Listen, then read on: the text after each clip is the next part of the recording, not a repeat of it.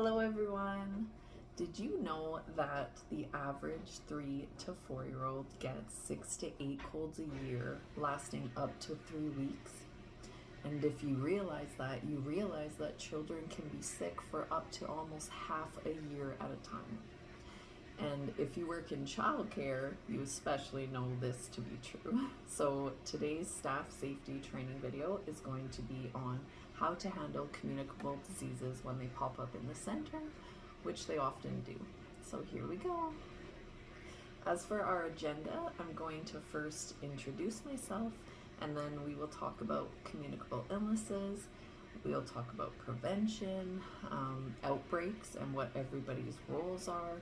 We'll move on to public health, outbreaks in the community, and then I'll do a quick summary. Then we'll have a question period. My name is Tara Thompson, and I'm originally from a small town in Ontario called Atikokan. I've lived in Winnipeg for about 7 years now, and I've been in ECE working in the field of childcare for over 10 years now. And I'd like to say that my immune system is the real hero here, but it's also important to go over some procedures and protocols for dealing with communicable illnesses because 'tis the season, they do pop up, and yeah, it's just important to know about them. So here we go. So just to start us off, I thought I would ask if you know the top 4 illnesses in childhood. My stats are coming from the government of Manitoba. So yeah, if you could take a guess. My guesses would have to be, in my experience, pink eye, hand, foot, mouth, I guess the flu, strep. Those are probably 4 I would guess. So yeah, just think about that for a second. And so from the government website, the top 4 illnesses in childhood are common colds, of course, croup cough, strep throat, and ear infections. And sometimes I forget about ear infections because you think communicable illness, you think contagious. And of course, ear infections aren't contagious, but the colds that cause them are. So it's very common in childhood. So now we're going to move on to prevention. And the number 1 way to prevent the spread of illness is to please wash your hands. Proper hand hygiene is just so important. So I thought we could start with a myths versus fact poster about hand washing, and I will put it up now. So the first myth is that if you use soap and water, it doesn't matter how long you wash for and that your hands will still be clean. But the fact is that removing germs takes at least 15 to 30 seconds of scrubbing. Next, the myth is that hand drying is better than paper towels. And the fact is, this is actually not true. Hand dryers can blow around bacteria, and bacteria can actually grow inside these machines, so it's really just kind of blowing bacteria around your hands. It's not better than paper towels. The third myth is that steaming hot water will make your hands cleaner. This is actually not a fact. Warm water is best, and there is no evidence that having it steaming hot would make your hands any cleaner. And finally, it's a myth that hand sanitizers are more effective. For a fact, it's true that overuse of hand sanitizers can actually kill healthy bacteria that you need on your skin to fight germs. So you end up probably getting more sick, and yeah, you're losing that healthy bacteria. So using them once in a while is okay, but it's definitely not more effective in any way. So I wanted to share a song that you can sing with the children when teaching the importance of washing hands, and it goes like this. Tops and bottoms, in between, Don't forget your nails, rub them both together. Now they're clean, now they're clean. So yeah, I think it's a really cute song. It's from the ladies at Jayberry, which I will put here. It is a YouTube channel where, yeah, they offer a bunch of songs and resources, and it's really good for ECs and circle time for sure. So yeah, I think it's just important to really teach children how to properly wash their hands, making sure that we're monitoring them and that they're actually standing at the sink for the full 15 to 30 seconds. And, you know, we can wash our hands with them, model it for them, sing them a song, of course, sing them the ABCs is a good one. Yeah, and just making sure that we're dedicating time to hand washing. So that could mean having snack a little bit early so that there's that time period where they're able to spend the full 15 to 30 seconds at the sink washing their hands, because it's just so important to get those germs away. Another equally as important preventative measure we can take is teaching proper sneeze and cough etiquette. So this just means simply teaching a child to catch their cough or their sneeze. So, you know, sneezing or coughing into the elbow, and if they do any of it into their hands, just making sure they're going to wash their hands afterwards. Yeah, and of course modeling this ourselves. We want to be good role models. We don't want to be coughing into the air or, yeah, not catching it. The more children see us do it, they will definitely follow suit. They love to imitate adults. And yeah, this is just such a healthy thing we can teach them. Another thing we should do is use disposable gloves. So, of course, when you're doing diapers and there's BMs, you're going to be using disposable gloves. And this is so important, especially if there's blood involved on your side. So if you have cuts or open sores, you definitely want to be using disposable gloves. And same with the children. If you're dealing with their blood, their cuts, anything like that, you want to use disposable gloves. For regular washing kind of things, you can use kitchen gloves that are reusable, but you definitely want to use proper sanitizing techniques when taking them off. So you're going to have on the gloves and all the bacteria is still sitting on them. So you would need to put them into a bleach solution for at least 2 minutes to get those germs off, and then you can remove them. Because if you start removing them before sanitizing them, there's a possibility that you're just going to transfer those germs onto your hands. And as well, it's also important to use disposable paper towels. The same concept, you know, we don't want to be spreading germs around that we don't need to be. So that's another important part. So another equally important part of prevention is cleaning and sanitizing. It's a part of our job as ECEs, and I really think we deserve an award for how much we clean in a day and we make sure we're following proper health and safety protocols. It's so important, and I really think we do our best a lot of the time. So we know that it's important to mix the bleach solution properly. It should be 5 mils of bleach to 500 milliliters of water.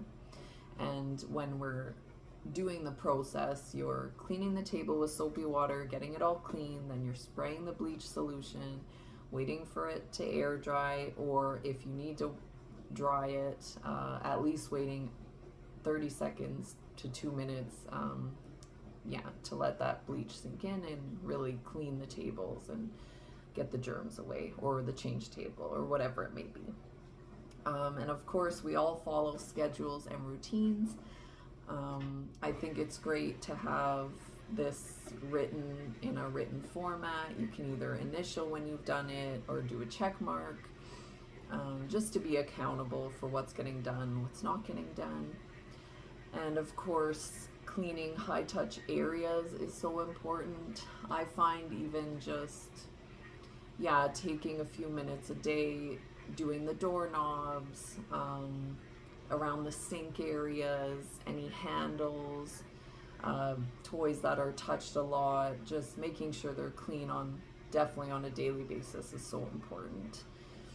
And as well, that goes for mouthed toys as well. When you notice that a child has mouthed a toy, definitely taking it away and cleaning it, especially when there are illnesses that are present. It's just so important to do this. I know sometimes it causes one of the little ones, maybe a little heartbreak for a minute, but you're gonna clean it, sanitize, you can give it back. It's just, yeah, it's important to not be sharing those toys and having them meld between different children. Another way we can prevent the spread of illness is just by simply monitoring the children. So this is something we do on a daily basis anyway, but it's being hyper alert for any unusual symptoms, things like diarrhea, fever, rashes, blisters, a really persistent cough or a sore throat, things like that, and just communicating it to the parents and having the parents also encouraging them to communicate with us if their child is experiencing any of these things. And then that way we can document it and keep track to make sure, that the children are healthy.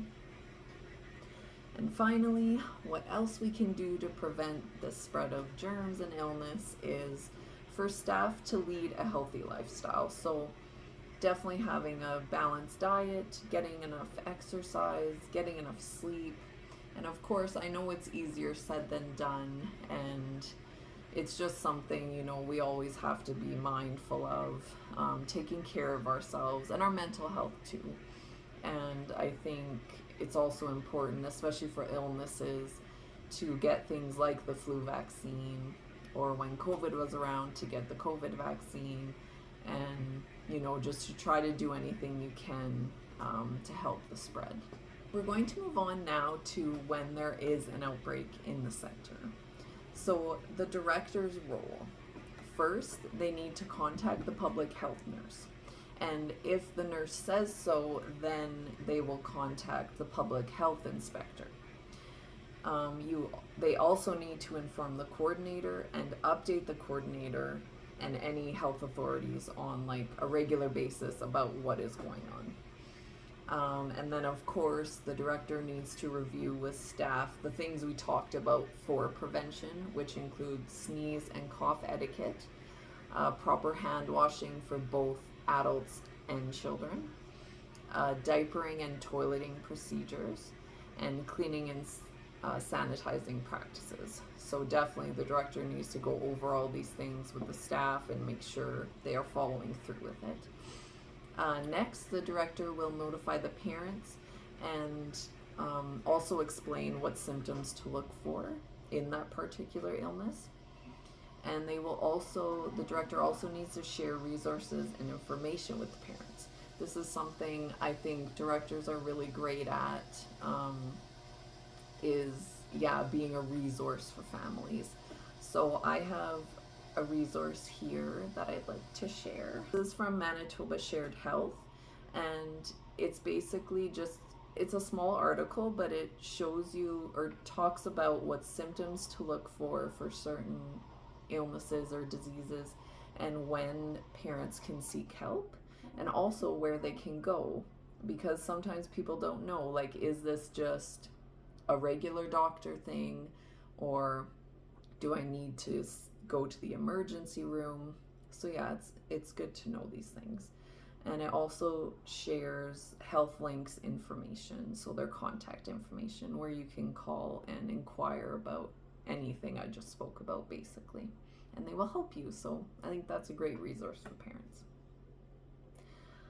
Okay, so next, the last thing that directors need to do are advise staff of requirements from public health or others and ensure they're being followed. So I kind of spoke on that before, but I do think that's a really important part, is the follow through, because we can have anything written on paper, but if staff aren't actually doing it, good cough etiquette.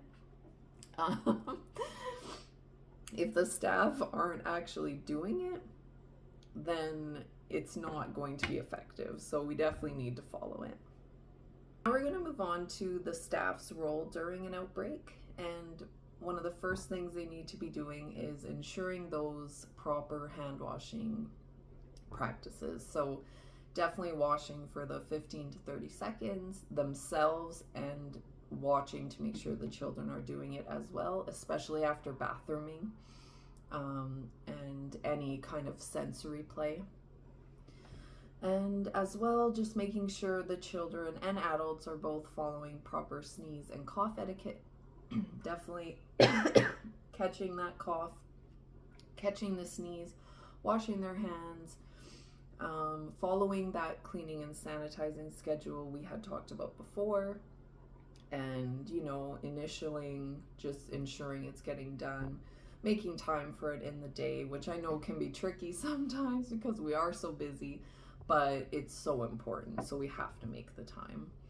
And of course, just checking in with parents, so monitoring if there are any symptoms or if there are health concerns, checking in with parents, have they been to the doctor, or just making sure we're keeping that communication open. It's so important. And lastly, just documenting. So when we're having those conversations with parents, just making sure we're documenting if they're talking about symptoms their child is experiencing, and just noticing if there's anything new that pops up, so we can keep track of any illnesses that are going to keep going around the center. And finally, the parents' role during an outbreak is simply to discuss health concerns with staff members or symptoms their child is experiencing, and just to make sure parents are telling staff about diagnosed illnesses. This is one of the only ways we can really keep track and make sure that we're getting it under control, is if parents are communicating. So I do think it's an important part of handling illnesses, and the director really needs to be upfront about that, I think, with parents and families, that please, we're doing our best to ensure every child is healthy and safe, so please communicate to us when your child is diagnosed with something. So now we'll move on to contacting public health. The director only needs to contact public health if specific illnesses or diseases are present in the center. So these include illnesses that are prevented by routine immunizations. So here's the list of those. So there's diphtheria, measles, mumps, pertussis, polio, and rubella. Also, if there is gastrointestinal infections, diarrhea, Group A streptococcus, the influenza, hepatitis A, meningitis, meningococcal disease, strep or scarlet fever, TB, or a bite that has broken the skin, then those are the main reasons why a director would contact public health. So if the director did need to contact public health and there is an outbreak going on of one of those illnesses I mentioned, then the director will need to notify parents and staff, and they will put up a notice of the illness, and it usually says something like X amount of cases of this illness are going around the center currently, something like that. And the director will advise parents to speak with their doctor if they're worried, to go get their child checked out, anything like that. And of course, it's also important to notify pregnant people or people that want to be pregnant, just so that they can talk to their doctor about getting certain immunizations. And it's also important that parents check with their doctor about their child's immunization records, and just to make sure they're up to date so that they can prevent getting some of these illnesses. We're going to move on to if there is an outbreak in the community. Basically, the director's role is very similar to if it was in the center. It's just slightly different because it more involves directions. It can involve directions from the Manitoba government, like when we had COVID go around. That's like the best example I can think of. So the director needs to monitor and respond to warnings from the government, from public health, Manitoba Health. They also need to advise staff of recommendations from these agencies like Manitoba Health or Health Canada, the public health, or the coordinator, just making sure these recommendations are being communicated. And then the director just needs to ensure that staff are following these recommendations.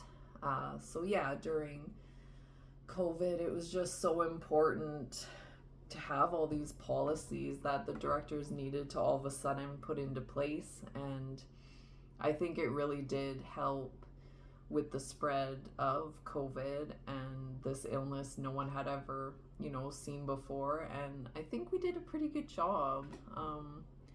Yeah, I really think directors and ECEs everywhere, childcare staff, should be proud of what we did in that time. So we are through our staff safety training video.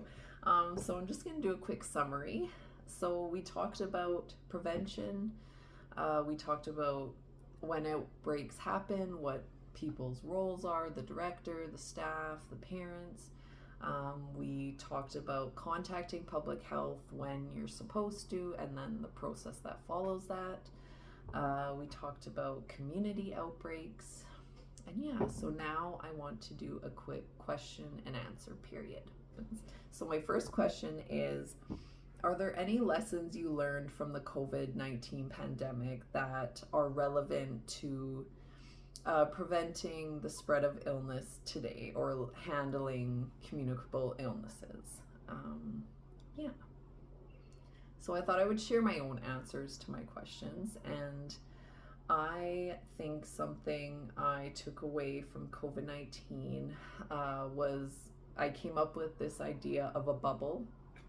I'm sure it's been done before, but for myself, I found when I was getting really sick, and I had to be at work, I found that I was wearing the mask and I was doing everything I needed to do, but when just at this one time when I would be reading books with the children, they really like to get super close to me. And of course, I cherish these moments and love it. But when I was sick, I really did not want to spread it. So I made this bubble on the floor, on the carpet, just using colorful tape. And I just put it a little bit out from my knees so that I had this bubble around me. And I just said, you know what?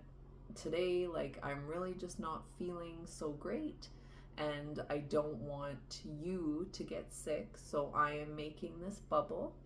And the children, you guys gotta sit outside my bubble today, and I'm gonna sit inside my bubble. And they really loved it. They thought it was pretty funny and humorous. And it was a really light topic, and they were like, okay, we understand, Miss Tara's bubble, and it was just something I learned to do, and it didn't take away from the quality of care. I read the books. It was just for a short period of time, and it was something, that I definitely took away from the pandemic, and I think it's important just to have a little space sometimes, just to make sure everyone's healthy. So yeah. My second question is, how do you think you can do better at preventing the spread of germs or illnesses, or just do better at handling them? Is there anything you can think of or ways you can do this? So as for myself, I think something that is important is noticing. So I definitely talk with my own staff about this all the time, but noticing when children are doing things. So noticing if they are sneezing out into the air, if they're sneezing into their hands or coughing into their hands, noticing it and then addressing it right then and there. So going up to them, oh, I noticed you coughed into your hands, let's go wash them. Like, or yeah, noticing if children are putting things in their mouth and then they're handing them to other children. Yeah, and just being on top of it. And it does take a lot of effort. It's a skill, honestly, that you learn. And I think through time, educators, childcare staff learn to do it more and more. But yeah, I'd say it's the one aspect I always try to tell everyone, like, let's do better. You know, we're gonna notice more, we're gonna address it as it happens, and then eventually, you know, they're gonna learn it, and we won't have to be like super vigilant about it, because you'll look around and all of a sudden, you know, every child is coughing into their elbow, and it's something that, you know, they've learned now. So I think that's really important. Okay, and my third question is, do you think there are barriers to preventing the spread of illness or handling illnesses in the center? And if you do think there are barriers, do you have any ideas or suggestions on how to address them? So my own answer to this, I think one of the hugest barriers for me personally in childcare, I'll first say that we do have, you know, we have all the health and safety materials available to us. We have resources, we have gloves, we have top of the line cleaning products, you know, we have all these things available to us, but still there is such a high amount of staff calling in sick during the sick season. So especially I find in the fall, winter, the staff calling in sick is continuous. And so I actually think it's really important that we think about taking care of ourselves. And I know that was a point I had mentioned with prevention, and I really do think it's not talked about enough. I think once illness hits, it's kind of, you know, we just go with the flow, and this person's sick, now I'm gonna get sick. But I feel like, yeah, taking care of ourselves kind of gets lost in the conversation.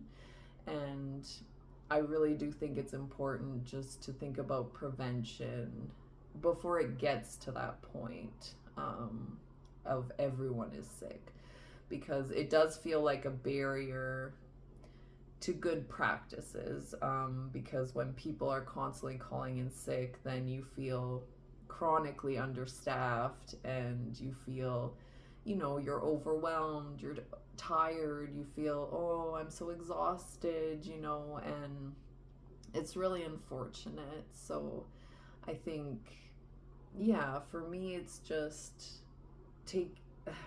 taking care of ourselves and making ourselves a priority.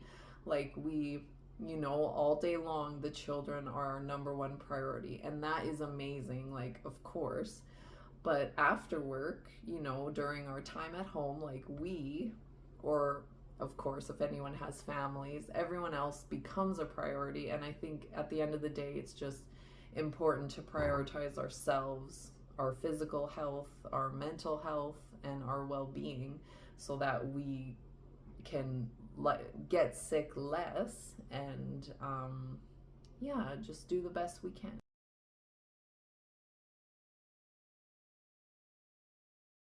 I just wanted to say thank you for doing this staff safety training video with me.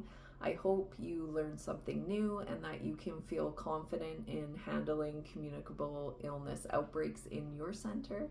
And yeah, I just wanted to say happy early holidays. I'm signing off now. Bye-bye.